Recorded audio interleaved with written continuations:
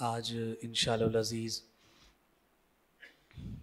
سورہ عنکبوت کے بقیہ حصے سے ہماری تلاوت کا آغاز ہوگا، اور گویا یوں سمجھیے کہ ہم نے قرآن مجید فرقان حمید کے کل 3 حصوں میں سے 2 حصوں کی تلاوت مکمل کر لی ہے، اور اب آخری 10 پاروں کا آغاز ہونے جا رہا ہے۔ اللہ تعالی ہماری تلاوت کو، ہماری سماعت کو اور تفہیم قرآن کی اس کاوش کو اپنی پاک بارگاہ میں منظور اور مقبول فرمائے۔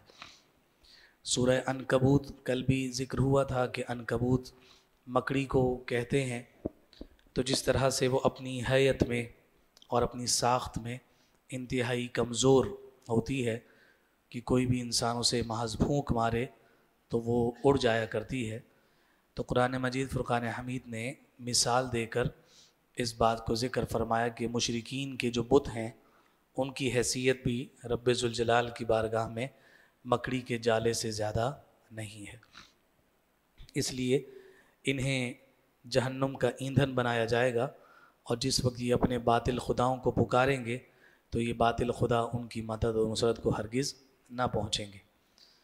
یہ ساری تفصیل سورہ عنکبوت کے ابتدائی حصے میں بیان کی گئی ہے، اور قوم شعیب کا بھی تذکرہ آخر میں ایک دفعہ پھر ذکر کیا گیا ہے، اور ان کے جو ناپ تول کی کمی کا جو عذر اور ان کا جو گناہ تھا اس کو ایک دفعہ پھر ایلیبریٹ کیا گیا۔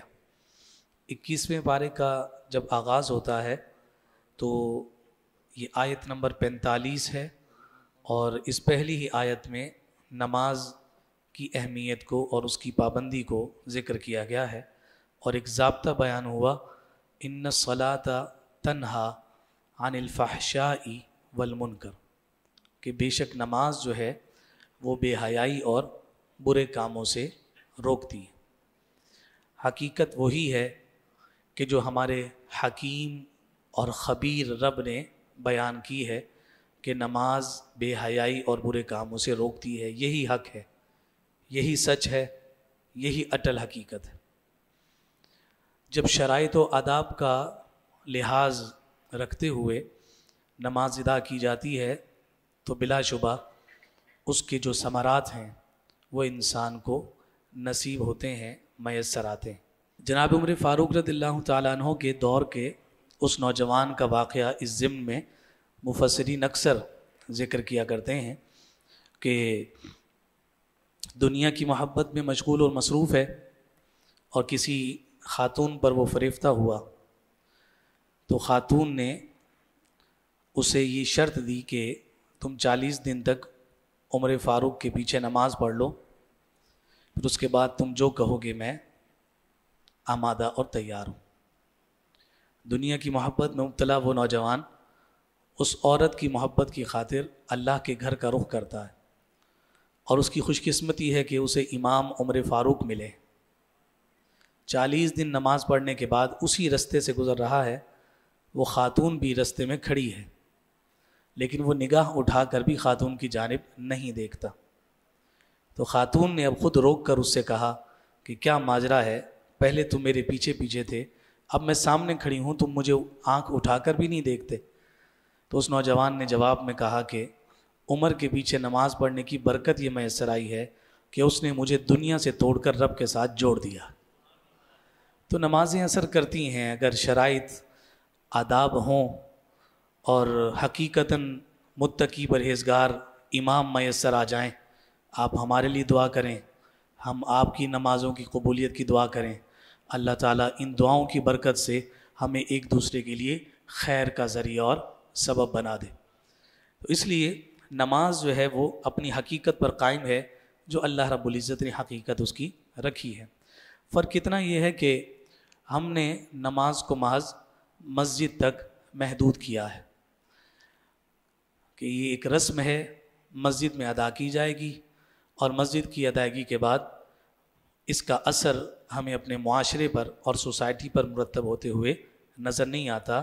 اس کی وجہ یہی ہے کہ ہم نے اس کو مسجد میں محدود کیا ہے، جبکہ کریم لجپال امام الانبیاء صلی اللہ علیہ وآلہ وسلم کا یہ معمول مبارک تھا کہ حضور علیہ الصلوۃ والسلام نوافل عبادت کی کثرت گھر میں فرمایا کرتے تھے کہ نفل نماز جو ہے وہ گھر میں ادا فرمایا کرتے تاکہ گھر میں بھی ایک نماز کی کیفیت کا ماحول جو ہے وہ قائم اور دائم رہے۔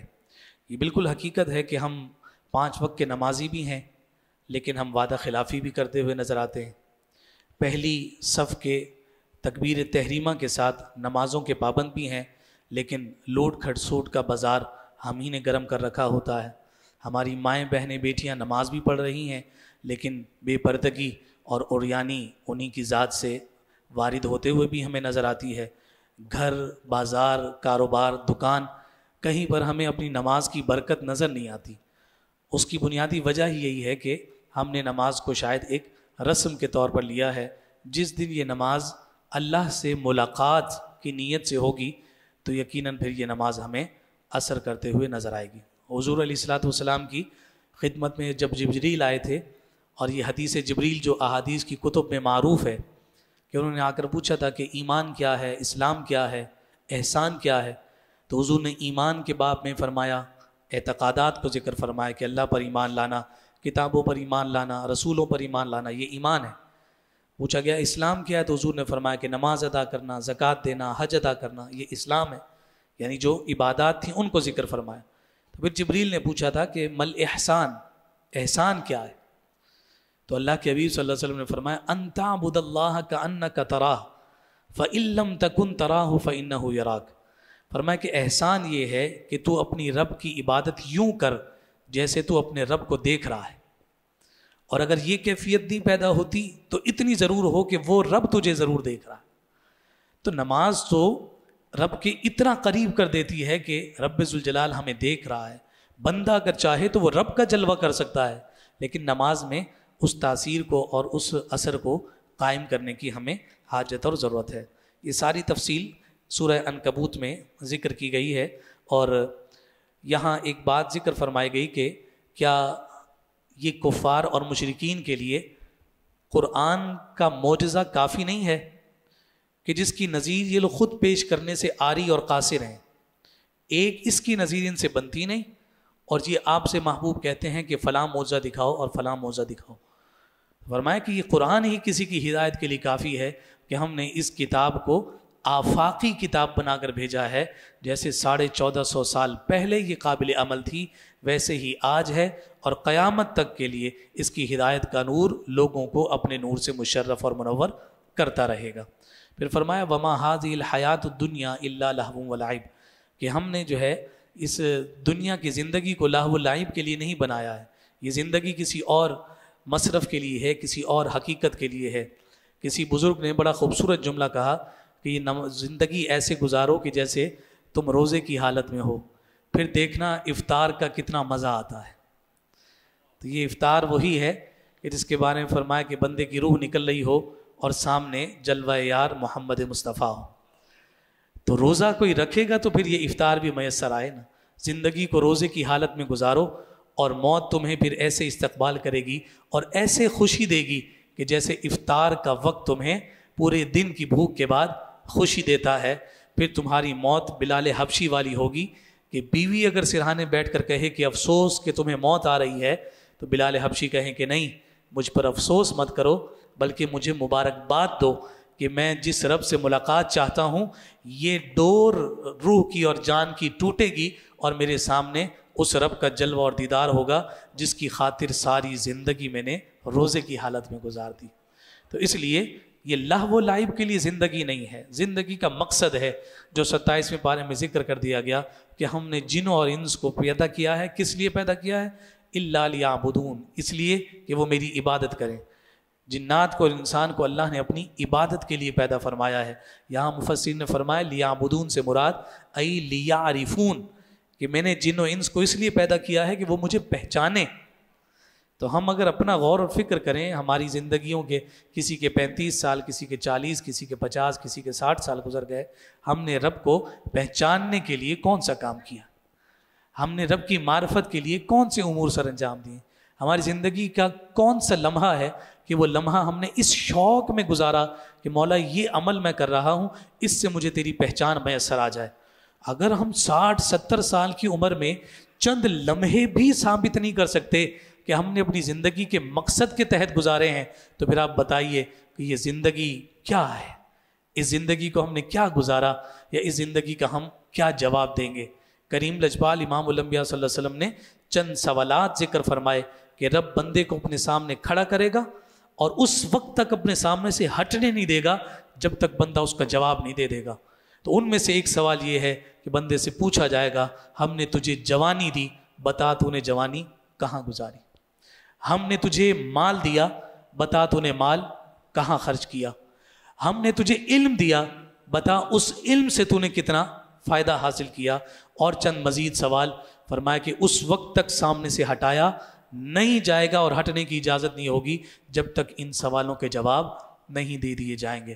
رب ہم سے پوچھے گا جوانی کہاں گزاری ہے، تو بتائیے ہماری کیا تیاری ہے، ہم نے کہاں گزاری؟ ہم نے دنیا کمانے میں ساری زندگی گزار دی، جوانی تھی تو 20 رکعت نماز تراویح میں کھڑے ہونے کی تو ہم میں سکت نہ تھی، لیکن ونڈو شاپنگ کرنے کے لیے ان بڑی اور مقدس راتوں میں 2 گھنٹہ جو ہے کسی شاپنگ مال کے باہر لائن میں گزارنا ہماری جوانی کی علامت ضرور تھا، لیکن رب کی محبت کی خاطر یہ 20 رکعتیں ہم پر بوجھ بنی، اور ہمیں وہ فلسفی اور مفکر اچھا لگنے لگا کہ جس نے کہا کہ پڑھ لو تو ٹھیک ہے، نہ پڑھو تو کوئی فائدہ یعنی کوئی نقصان اس کا نہیں، تمہیں کوئی گناہ ملنے والا نہیں۔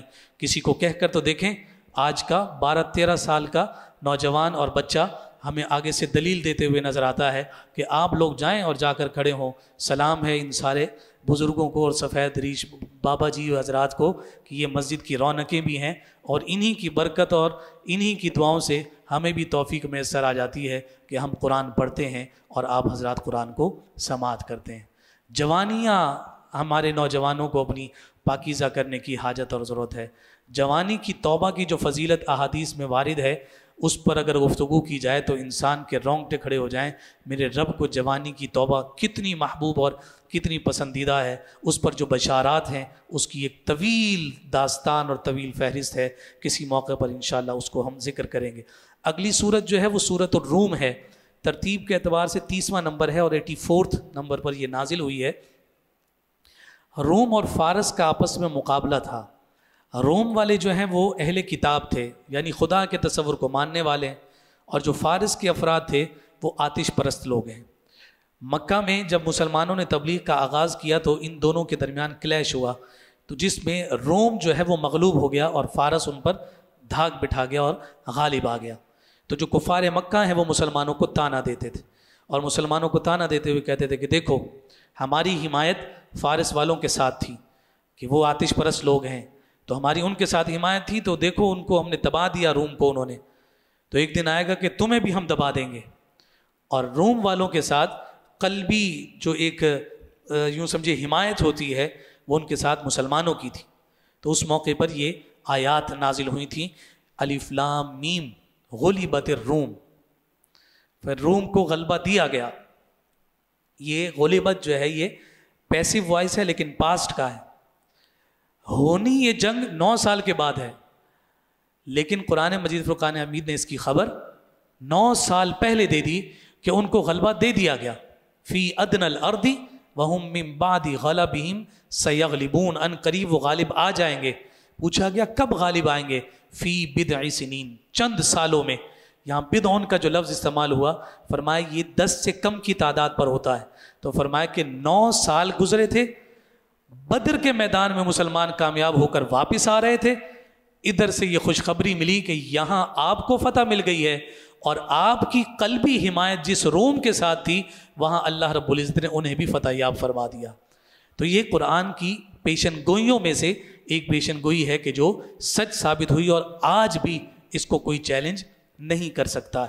یہ ساری تفصیل یہاں موجود ہے، اور پھر اس کے بعد اللہ رب العزت نے اس بات کو ذکر فرمایا کہ رب جو ہے ہر ایک چیز کو اس کی ضد سے پیدا فرماتا ہے، اس کی اپوزٹ چیز سے پیدا کرتا ہے۔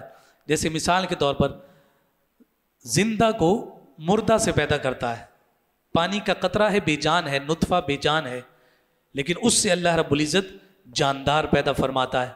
اسی طرح فرمایا کہ انڈا بے جان ہے لیکن اس سے بچہ پیدا کرتا ہے، بیج بے جان ہے اس سے رب درخت پیدا کرتا ہے، اور فرمایا کبھی رب اس کے برعکس بھی پیدا فرماتا ہے، یہ اس کی تخلیق کا منظر ہے۔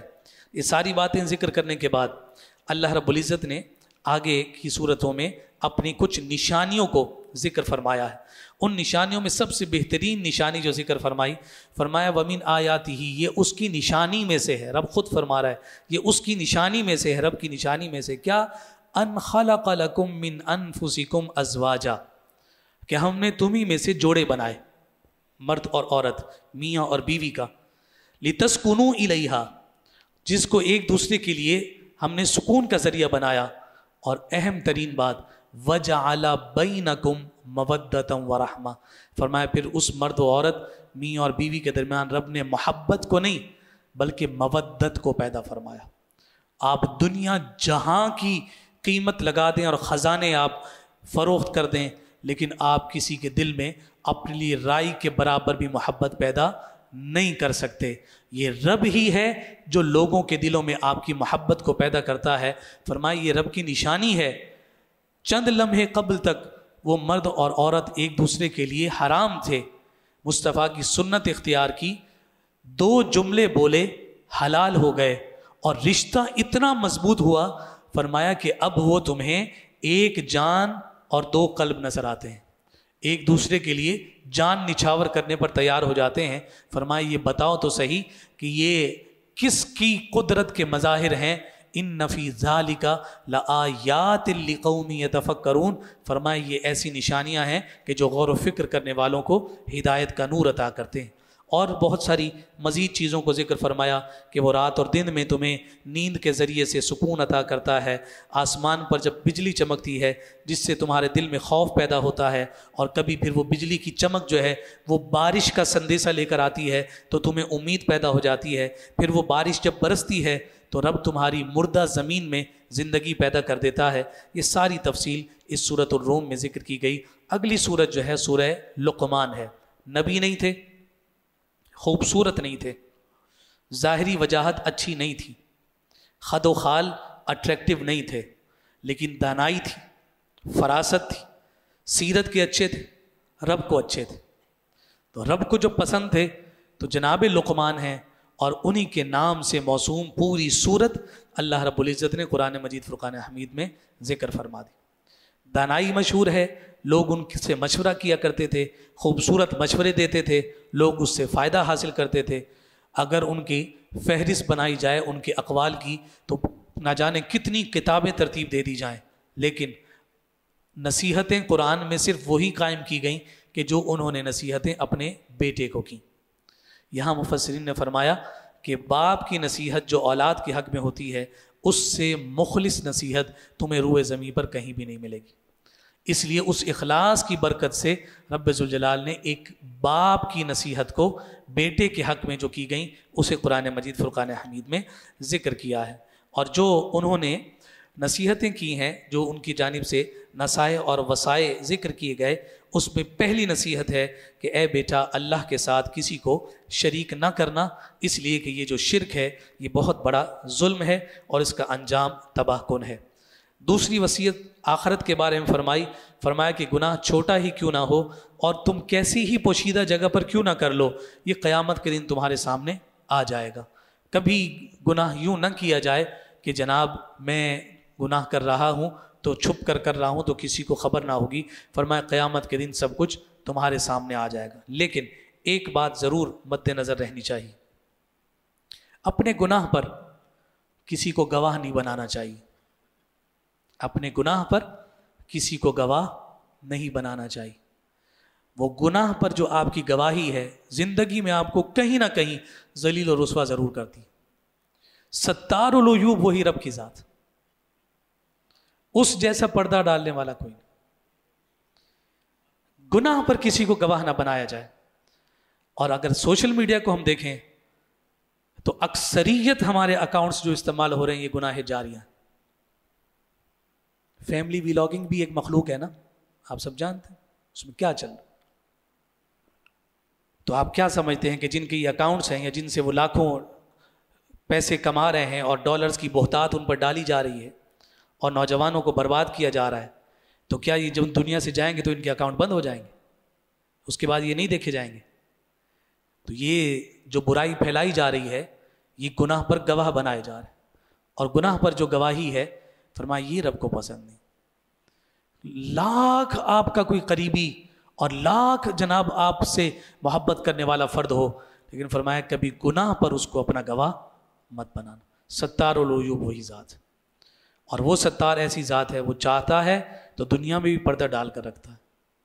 گناہوں کے باوجود تمہارا کوئی عمل اسے پسند آ جائے تو وہ قیامت کے دن بھی پردہ ڈال دے گا۔ وہ ستار العیوب ذات ہے، اس لیے اس بات پر ہمیں ضرور غور کرنا چاہیے۔ تیسری جو نصیحت و وصیت ہمیں نظر آتی ہے وہ فرمایا کہ کامل طریقے سے نماز ادا کرو، لوگوں کو ہر خیر کی دعوت دو، شر سے منع کرو، جب کوئی آزمائش آ جائے تو اس پر تم صبر کرو۔ پھر اپنے بیٹے سے کہا کہ تکبر اور فخر سے اپنے آپ کو بچا کر رکھنا، اور فرمایا کہ تکبر اور فخر سے یوں بچانا ہے کہ جب تم زمین پر چلو تو اکڑ کر مت چلو۔